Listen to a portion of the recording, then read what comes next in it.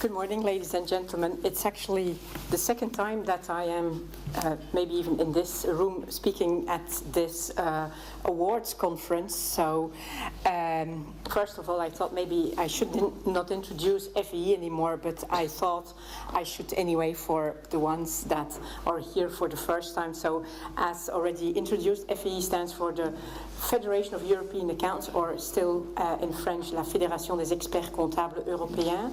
And what we do is that we federate 50 professional accountancy and audit bodies throughout Europe. We have 5 members in the UK, TA&IAB, ACCA, ICAS, CIPFA and CIMA. So only 45 from other countries. Altogether, that's actually a group of almost 1 million practitioners, auditors, accountants, and also tax advisors that are members of our professional member bodies. They are in 37 countries right now, and still for the moment in all 28 EU member states. In a few years that number might change, but that is still what it is. And that's just the map of FEE. And we say we are the voice of the European profession. And what do we mean by that, or what does it mean we are doing? Actually, we are representing the profession and our professional member bodies at the European Union level, but also at the international level on all matters that are relevant to the profession of accountant, auditor, or tax advisor. And you know, in order to be able to do that, we analyze and we contribute to a lot of policy making on European and international level. And when I started to reflect on how I could put this bigger picture from the industry to you, I actually decided to start off where I ended last year, and that was with that slide, where it was all about enhancing the profession's relevance and reputation for us in Europe, but I guess that's equally true for throughout the world. And I very much looked into that last year from the point of view of innovation. We have heard a lot about technology and digitalization already, so that's obviously a part of it. And in the work that we do, that is actually in 3 big pillars. It's about corporate reporting for all corporates and for both private and public sector. It's about audit and assurance. And that's not only audit of financial statements, but it's more and more assurance on other matters as well. But in the middle, and that's very much a growing area where we are more active, it's about what we call public finance, which includes both taxation and also reporting within the public sector, also a little bit of audit, but that's still not very well developed. And when I looked at that, I said, well, you know, that's all good, but maybe that's a little bit of a too much inward-looking point of view from our profession, where a number of years ago with the financial crisis and then the massive amount of regulation that came to our profession afterwards, maybe that's the feel that we have to restore our relevance, we have to restore our reputation, and so I thought, well, maybe we should pull this to how stakeholders, how the outward looking stakeholders look at this. And so that's why I thought that's the perspective I should take today. And so that's why I think we have to look at our environment, which is very uncertain for the moment.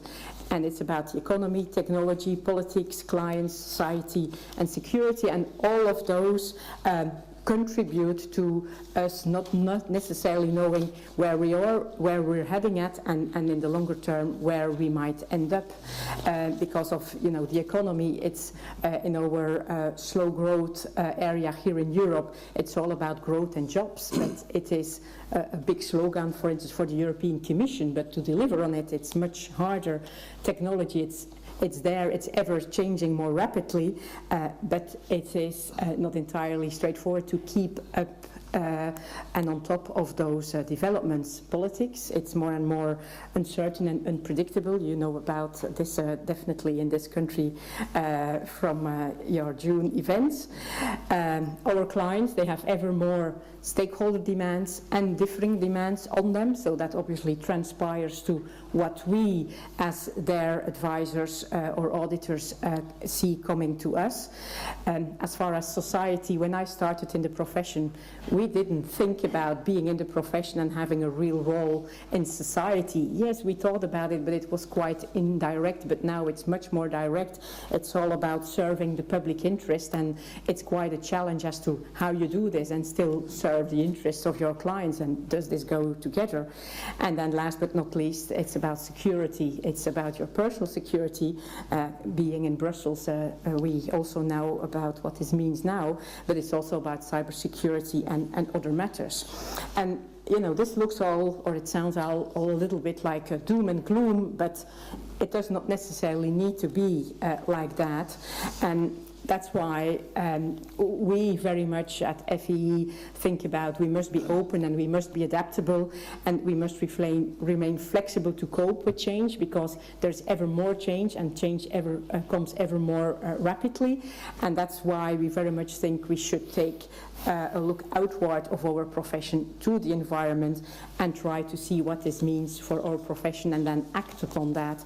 And that means listening to the growing number of stakeholders to remain relevant and to try to actually focus on the external stakeholders to serve their needs, but to also best serve the clients' interests and needs.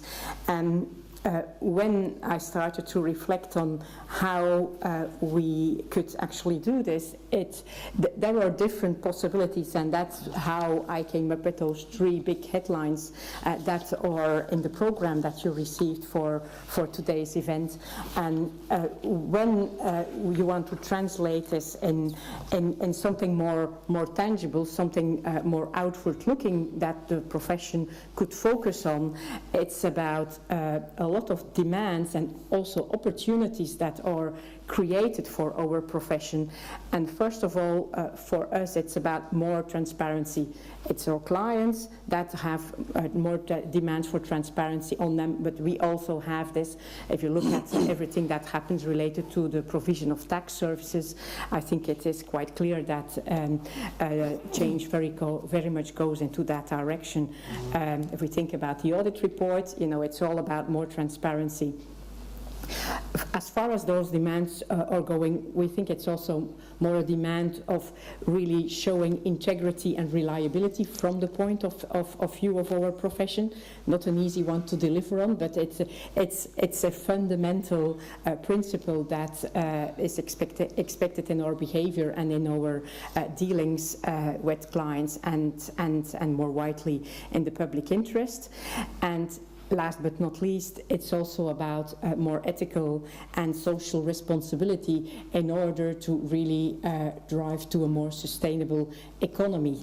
And there are many other demands that are put onto our profession, which are opportunities that we can grasp if we want to actually acknowledge them and if we want to change and respond to them.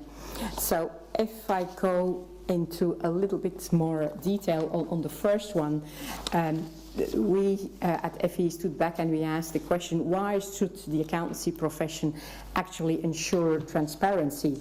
And the list of reasons why this is important, it's quite endless. So on this bumpy road ahead, I just listed a few here.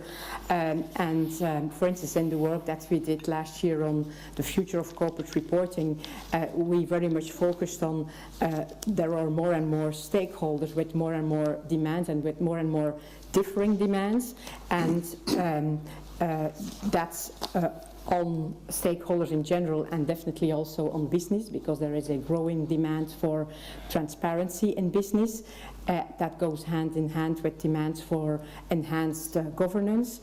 And I think in more general terms, it is quite well accepted that the more transparency there is, the better the performance assessment can actually be done. And if you then pull this to our profession, obviously there are a few quite difficult questions that come up, because if you say good and better and more information, does that then mean that we have a role in less corruption or in bringing it to be known to the wider public? We are not yet quite there in our profession, but it is a question that we hear more and more put to us within FEE as a representative of the profession, and it is a difficult one to respond to. So in the previous panel there was the speaker from BDO who said, I'm raising issues but I don't have answers here. That's very much in that box as well, but it is something that is coming on which we believe we have to reflect and on which we will have to work in order to be able to see how our profession can contribute to that. And last but not least, why it is also important is that because of our societal role, the economy and people benefit if there is more transparency overall in reporting and otherwise. If I go then to the next question, it was all about, do stakeholders actually value that we promote trust and integrity? And, well, we would hope so. We're not quite sure if this is always the case, but it is quite clear that that's an expectation that they have, that we act with trust and integrity. And that is something that they expect partly as a response to unprecedented scrutiny on business and also on our profession. It's also because issues are growingly politicized. If you think about Brexit, for instance, not to name it, it is a political issue which will have a huge impact on business, on our profession, and so on. So that's how things are nowadays. And so if we then look at our profession, our role and value has been questioned, especially with the financial crisis, but it continues to be questioned, especially, for instance, in the debate on tax good governance and paying your fair share of tax. If we look at our membership, for instance, about a third of our almost 1 million individual members of our member bodies are providing tax services, so that is for our profession at large a very important question. And we have always been out there to say, based on our international ethics and independence codes, integrity is the cornerstone for professional behavior. So there is an expectation that we act upon this and that we deliver on that.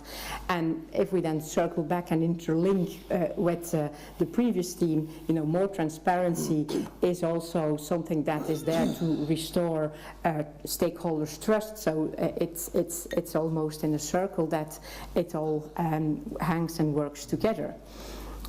If I then go to the last question that we had, is how do we, as a profession, support a sustainable economy? It's something which is more and more important to us, to FE, but also to the profession at large, we believe, because the demands of policymakers and NGOs are ever evolving, and it is becoming it's a given that you should listen to those demands, and not only listen to them but discuss with them and cooperate with them. 20 years ago, when I started in the profession, NGOs, this was something for tree huggers, but that's no longer the case. NGOs are within the mainstream of all policy debates that we are involved in on the European Union level, and also in, for instance, setting international standards. There are consultative advisory groups, and there are representatives of the public interest, which might very well be NGOs. So they have a stake in there, and you have to actually communicate with them and cooperate with them, so that they start to appreciate our profession and that we also understand their needs and where they come from. Because if we want to drive to get to a more sustainable economy, we have to contribute to markets and society in a way that makes sense to those stakeholders and to other stakeholders, because that's one of the ways to take account of the public interest.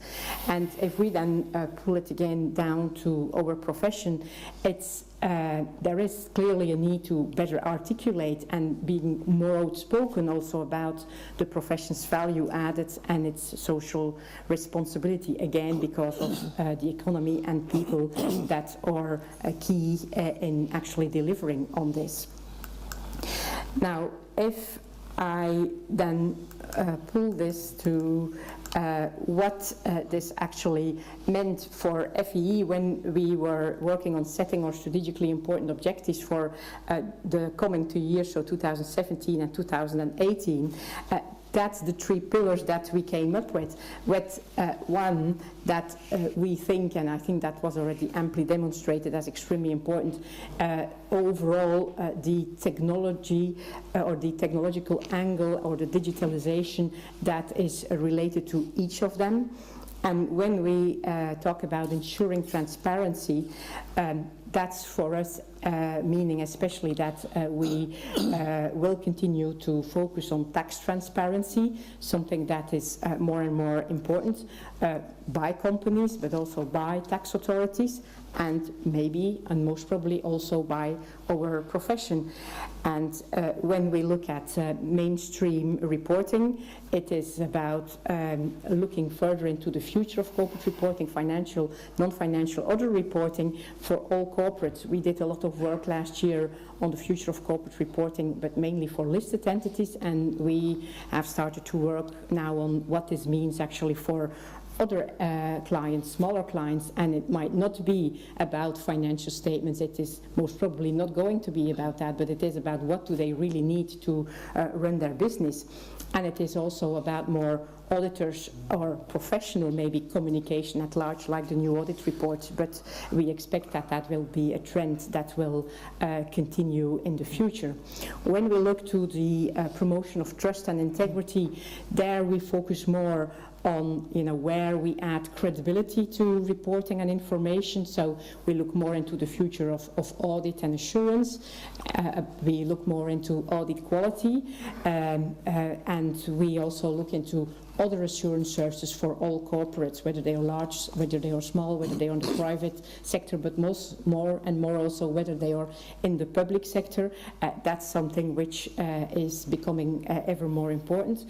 And last but not least, it's also looking into how our profession can contribute to actually fighting money laundering and also terrorist financing. And I think lately the whole corruption agenda has also been added to this. Quite difficult one to respond to, but it is there and it has ever more attention. And as far as the last one, supporting a sustainable economy, it's first and foremost more focusing on tax policy as a whole, and also on public finances and how reporting there can be enhanced, maybe also how assurance on that can be enhanced, but also what we call capital markets union. That's one of the maybe only positive agendas that we see in the European Union for the moment. It's all about trying to enlarge the pool of finance that is available for having a more job and growth creation in the European Union. And there are a number of initiatives that are being taken in which our profession often is named as seen to be able to play a role. So that's something which is becoming more and more important. And then last but not least, we also have a growing agenda on ESG reporting and assurance, the environmental and social governance demands now are even regulated to a certain extent, so there is still definitely more to come in this area.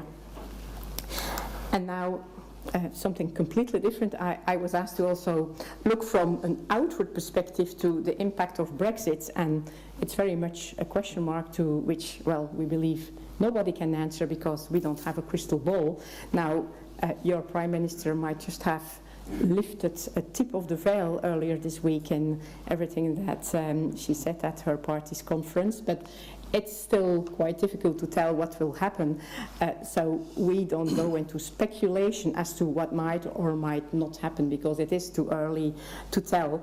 And as I said, we have 5 UK member bodies. We are obviously discussing with them how they see that debate. They're very determined to continue to be a member of a European federation like ours, so for now, that's at least for us good news, and we hope that that will continue to be the message we get.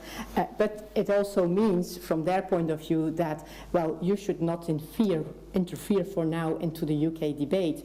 But obviously, it's something we will monitor and continue to look into, because there are a lot of questions that are put to us as to what is this going to mean for the UK and for the rest of Europe. And there were 2 questions we want to focus on in particular, and it's about international trends that come into the EU debate. We have always seen the UK as a front runner to actually look into and to contribute and to eventually embrace international standards. We would hope that's very much something that continues, but only with time we can tell if that will be the case. But if that is not the case, and there is a UK flavor, UK national flavor to policy, to standards and to other things, then the question obviously is, will this pollute the European Union debate, and will this eventually creep into the rest of the European Union, or what eventually will remain of it, into also wanting to go further away from international standards and have their own European standards, which we would not see as a good move, but there might be pressure that comes our way from such debate, because nationalism is not only here, but throughout Europe, it's a growing issue that we also see come into the debates which are directly relevant to our profession. So with that, I would like to close, and